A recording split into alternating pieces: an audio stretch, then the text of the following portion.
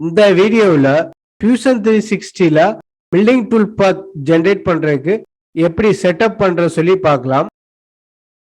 Next பார்த்தீங்கன்னா model எப்படி open பண்ணுறதுன்னா ஃபைலில் போயிட்டு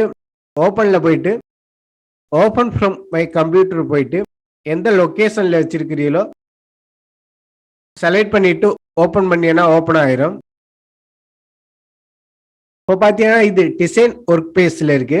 நம்ம வந்து ப்ரோக்ராம் ஜென்ரேட் பண்ணுறதுக்கு மேனுஃபேக்சரிங் போயிட்டு மில்லிங்னா மில்லிங் செலக்ட் பண்ணிட்டு இதுக்கு வந்து செட்டப் கிரியேட் பண்ணுறதுக்கு இந்த ஆப்ஷன் ப்ரெஸ் பண்ணி போகலாம். அப்படி இல்லாட்டி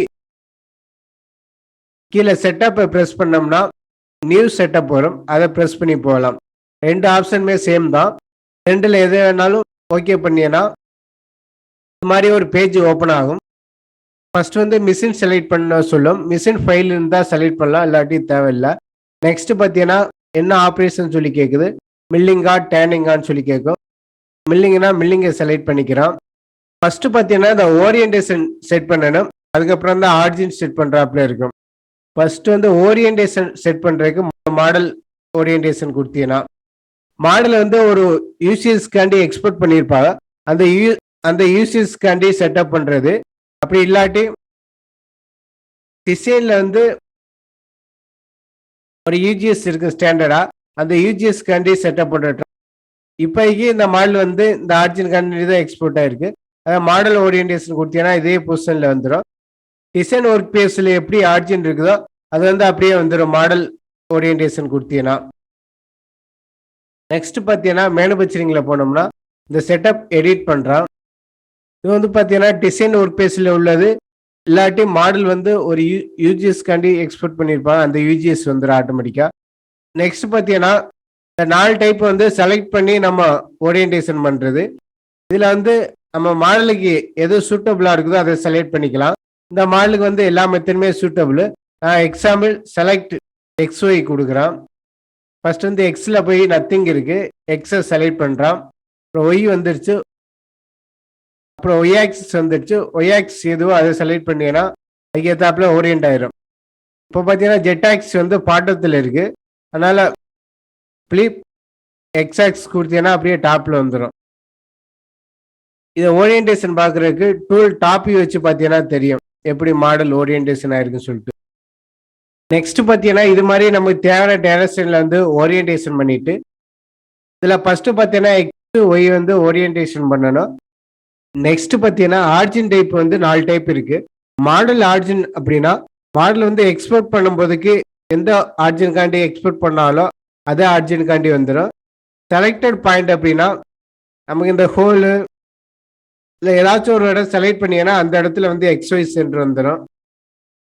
நம்ம ஏதாச்சும் ஒரு இடம் செலக்ட் பண்ணீங்கன்னா அந்த இடத்துல ஆர்ஜின் செட் பண்ணிக்கலாம். எட்ஜ் வேணா கூட எட்ஜை செலக்ட் பண்ணீங்கன்னா எட்ஜ் வந்துடும். இந்த மாதிரி செலெக்ஷன் பண்ணி ஒரு மெத்தட் எடுத்துக்கலாம். அப்படி இல்லாட்டி மாடல் பாக்ஸ் பாயிண்ட் அப்படின்னா எக்ஸாம்பிள் நான் ஸ்டாக் வந்து எக்ஸ்ட்ரா வச்சு காமிக்கிறோம், டாப் வியூ வச்சிடறான். இதில் வந்து பார்த்தீங்கன்னா மாடல் பாக்ஸ் பாயிண்ட் கொடுத்தீங்கன்னா மாடலோட மேக்ஸிமத்துக்காண்டி காமிக்கும். இல்லை எந்த இடத்துல நமக்கு ஆர்ஜின் வேணுமோ அந்த இடத்துல கிரியேட் பண்ணிக்கலாம். இதே இது ஸ்டாக் பாக்ஸ் கொடுத்தீங்கன்னா ஸ்டாக்கோட மேக்ஸிமத்துக்காண்டி காமிக்கும், நமக்கு எந்த இடம் வேணுமோ அதோட ஆர்ஜின் பண்ணிக்கலாம். இது மாதிரி மாடல் வந்து நம்ம ரெக்யூர்மெண்ட்டுக்கு ஏற்றாப்புல ஆர்ஜின் பண்ணிக்கலாம். நான் மாடல் பாக்ஸ் பாயிண்ட் கொடுத்துட்றேன், கொடுத்துட்டு டாப் கொடுத்துட்றான். நெக்ஸ்ட் பார்த்தீங்கன்னா எந்த மாடல் ரன் பண்ணணுமோ அந்த மாடலை செலக்ட் பண்ணிக்காங்க. செலக்டில் போயிட்டு அந்த மாடலை செலக்ட் பண்ணிக்காங்க. நெக்ஸ்ட் பார்த்தீங்கன்னா இந்த மாடலுக்கு பிக்சர் இது பண்ணியிருந்தீங்கன்னா அந்த பிக்சரை செலக்ட் பண்ணிக்காங்க, இல்லாட்டி தேவையில்லை.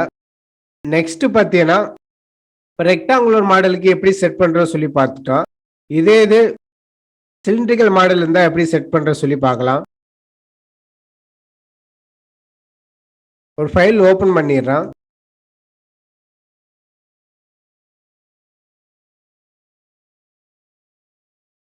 இப்போ இந்த மாடலுக்கு எப்படி செட்டப் பண்ணுற சொல்லி பார்க்கலாம். மேனுஃபேக்சரிங்கில் போனீங்கன்னா அதே செட்டப்பில் போயிட்டு ஓரியன்டேஷன் டூல் டாப் வியூ வச்சீங்கன்னா இது மாதிரி இருக்கு. அதே செலெக்ஷன் தான், இந்த மாடல் ஆர்ஜின் காண்டி இருக்கு. இதில் XY வேணும்னா XY செலக்ட் பண்ணிக்கலாம்.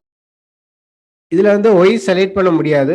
அதனால Z axis and X axis வந்து செலக்ட் பண்ணிக்கிறேன். இது வந்து பார்த்தீங்கன்னா, ஜெட் வந்து இது, எக்ஸ் வந்து இத குடுத்துடுறோம். குடுத்துட்டு டூல் டாப் வியூ வச்சீங்கன்னா, இந்த ஸ்லாட் வந்து பார்த்தீங்கன்னா, பேக் சைடு போயிருக்கு. ஃப்ரண்ட் வேணும் அப்படின்னா, இத ஃபிளிப் பண்ணீங்கன்னா ஃப்ரண்ட் சைடு வந்துரும். ஃபிளிப் எக்ஸ் குடுத்துட்டு டூல் டாப் வியூ வச்சு பார்த்தீங்கன்னாலே தெரியும். இப்ப வந்து ஃப்ரண்ட் வியூ வந்திருக்கு.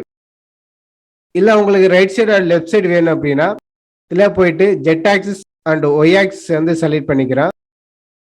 ஜெட் வந்து இதுதான். ஒய் மட்டும் மாத்திக்கிறோம்.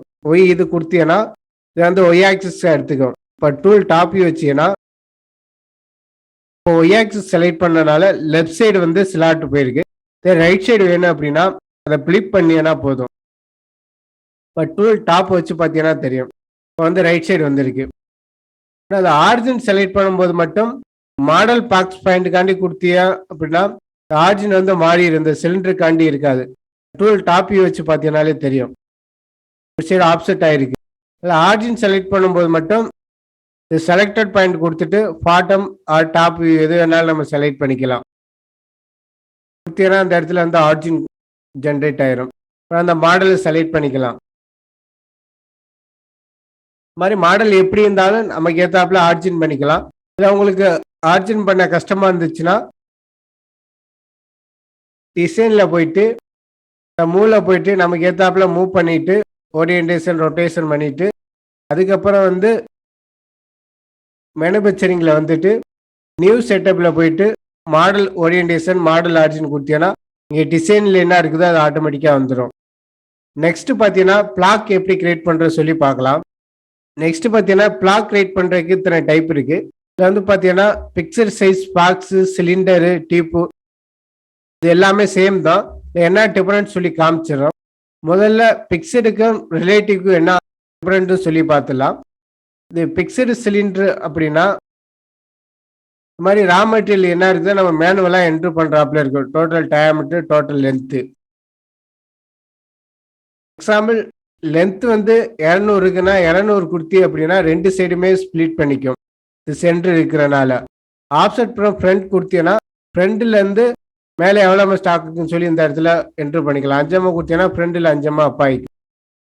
இது வந்து ஸ்டாக் வந்து சென்டர்ல இருந்து ஆப்செட் ஆகணுமா இல்ல ஃப்ரண்ட்ல இருந்து ஆப்செட் பண்ணணுமான்னு சொல்லி கனெக்ட் பண்ணிக்கலாம். அது இது ரிலேட்டிவ் அப்படின்னா இருக்கிற மாடல்ல இருந்து எவ்வளவு ஆப்செட் ஆகணும்னு சொல்லி கொடுக்கிறது. ரேடியல் குர்த்தி அப்படின்னா சிலிண்ட்ரிக்கல் எவ்வளவு ஆப்செட் ஆகணும்னு சொல்லி கொடுக்கிறது. இது வந்து டாப் சைடு எவ்வளவு இருக்குன்னு சொல்றது. பாட்டம் சைடு எவ்வளவு ஸ்டாக் இருக்குன்னு சொல்றது. பாட்டத்துல வந்து ஸ்டெண்டமம் பாட்டத்துல ஆப்செட் ஆயிடுச்சு. டாப்ல வந்து 20 கொடுத்தீங்கன்னா டாப்ல 20 ஆப்செட். ரிலேட்டிவ்க்கும் பிக்சடுக்கு என்ன டிஃபரெண்ட் அப்படின்னா, பிக்சடு வந்து நம்ம மேனுவலா எல்லா டைமென்ஷனும் என்ட்ரு பண்ணணும். ரிலேட்டிவ் வந்து இருக்கிற மாடல்ல இருந்து எவ்வளவு வேல்யூ ஆப்செட் ஆகணும்னு சொல்லி கொடுத்து கால்குலேட் பண்ணிக்கிறது. இதுல உங்களுக்கு எது ஈஸியா இருக்குதோ அதை யூஸ் பண்ணிக்காங்க. பாக்ஸ்னா பாக்ஸ் மாதிரி கிரியேட் பண்ணி கொடுக்கும். டீப் அப்படின்னா சென்டர்ல வந்து ஹாலோ மெட்டீரியல் இருந்துச்சுன்னா அந்த மாதிரி எடுத்து யூஸ் பண்ணிக்கலாம். டீப் மாதிரி மெட்டீரியல் இருந்துச்சுன்னா மாடல் ஆஃப் பண்ணினா தெரியும். இந்த மாடல் ஆஃப் பண்ணினா டீப் மாதிரி இருக்கிற மெட்டீரியலுக்கு டீப் செலக்ட் பண்ணிக்கலாம். அதே மாதிரி தான் இதுலயும் சேமா தான் இருக்கும். பாக்ஸ் இருந்துச்சுன்னா பாக்ஸ்ல எக்ஸ் லெவலோ ஒய் லெவலோ ஜெட் லெவலோன்னு சொல்லி கொடுத்துக்கலாம். இல்லை ரிலேட்டிவ்ல போனோம்னா இருக்கிற மாடல்ல இருந்து எவ்வளோ ஆப்செட் ஆகிருக்குன்னு சொல்லி கொடுத்துக்கலாம். டாப் லெவலில் இருக்குது, பாட்டத்து லெவலில் இருக்குன்னு சொல்லிட்டு. இது மேனுவலா இன்புட் பண்றது. இதே இது ஃப்ரம் சாலிட்ல போனீங்கன்னா ஏற்கனவே ஃப்ரீ மிஷினிங் பண்ணிட்டு ஹீட் ட்ரீட்மெண்ட் போயிட்டு வந்துச்சுன்னா அதை மாடல் எப்படி ஸ்டாக் மாடலா இம்போர்ட் பண்றது அப்படின்னு சொல்லி பார்க்கலாம். ஃப்ரம் சாலிட்ல கொடுத்துட்டு ஓகே பண்ணிடுறேன். ஏதோ மாடல் இல்லாதனால நார்மலா வச்சுட்டு ஓகே பண்ணிடுறேன். உங்களுக்கு வந்து ப்ரீ மிஷினிங் பண்ணியிருந்தீங்க அப்படின்னா டிசைன்ல போயிட்டு இன்செர்ட்ல போனீங்கன்னா இன்செர்ட் மெஸ்ன்னு சொல்லி ஒரு ஆப்ஷன் இருக்கும். இதில் போயிட்டு மாடல் எந்த லொக்கேஷன் வச்சிருக்கீங்களோ அதை ட்ரேஸ் பண்ணி ஓப்பன் பண்ணிக்காங்க. இந்த மாதிரி ஓப்பன் பண்ணியாந்தா மாடல் இம்போர்ட் ஆயிரும் கரெக்டாக அந்த ஆர்ஜின் காண்டி. இதுலேருந்து மூவ் பண்ணுறேன்னா மூவ் பண்ணிக்கலாம். அது வந்து கரெக்டான ஆர்ஜின் காண்டி தான் இம்போர்ட் ஆகும். அதனால ஓகே கொடுத்துட்றான். போய் மேனுஃபேக்சரிங்ல போயிட்டு அதே செட்டப்ல போயிட்டு எடிட் பண்றான். இப்போ வந்து ஃப்ரம் சாலிட் போயிட்டு மாடலில் போயிட்டு அதை ப்ளஸ் பண்ணிக்காங்க. ஸ்டாக் மாடல் ஃபைலை ப்ரெஸ் பண்ணினா அதுக்கேற்றாப்புல ஸ்டாக் மாறிடும். வந்து ஒரிஜினல் மாடல் ஆன் பண்ணுறோம். இங்கே வந்து பார்த்தீங்கன்னா இந்த மெஸ் ஃபார்மேட் வந்து ஆட் ஆயிரும். ஓகே பண்ணினா போதும்.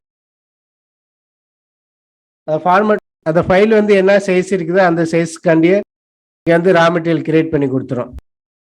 ஸ்டாக் மாடல் ஆஃப் பண்ணிட்டு பார்த்தீங்கனாலே தெரியும். ஜூம் பண்ணி பார்த்தீங்கனாலே இங்கே என்ன ஸ்டாக் இருக்குதோ அதுக்கு ஏற்றாப்புல தான் கிரியேட் பண்ணி கொடுக்கும். இப்போ எஸ்டிஎல் ஃபைலாக இருந்தால் டிசைனில் வச்சு இம்போர்ட் பண்ணிட்டோம். அதே இது வேறு ஃபைலு பேரசாலிட் இல்லை ஸ்டெப் ஃபைலு வேறு ஃபைல் இருந்துச்சுன்னா அதை எப்படி இம்போர்ட் பண்ணுறதுனா அதே டிசைனில் போயிடுறோம். அது மாதிரி ஃபைல் இருந்துச்சுன்னா ஃபைலில் போயிட்டு அப்லோட் போங்க. அது அந்த ஃபோல்டர் எங்கே இருக்குதோ அதில் போய் செலக்ட் பண்ணுங்கள். எந்த லொக்கேஷனில் இருக்குதோ அதை செலக்ட் பண்ணிவிட்டு ஓப்பன் பண்ணினா போதும். இது வந்து பார்த்தீங்கன்னா ஸ்டெப் ஃபைலாக இருக்குது. இது மாதிரி எந்த ஃபார்மேட்டாக இருந்தாலும் சப்போர்ட் ஆகும். இதில் போகும்போது ஓப்பன் பண்ணினா அப்லோடு கேட்கும். அப்லோட் கொடுத்துருங்க. டேட்டாவில் வச்சு தான் அப்லோட் பண்ணணும். அப்லோட் பண்ணும்போது கீழே ஒரு எந்த ப்ராஜெக்டில் அப்லோட் பண்ணணும்னு சொல்லி கேட்கும். அந்த அந்த உங்களுக்கு எந்த ப்ராஜெக்ட் தேவையோ அந்த ப்ராஜெக்டில் வந்து லோட் பண்ணிக்காங்க. கம்ப்ளீட் ஆயிடுச்சு. க்ளோஸ் பண்ணிடுறேன். எக்ஸாம்பிள் அப்லோட் கொடுத்தி அப்படின்னா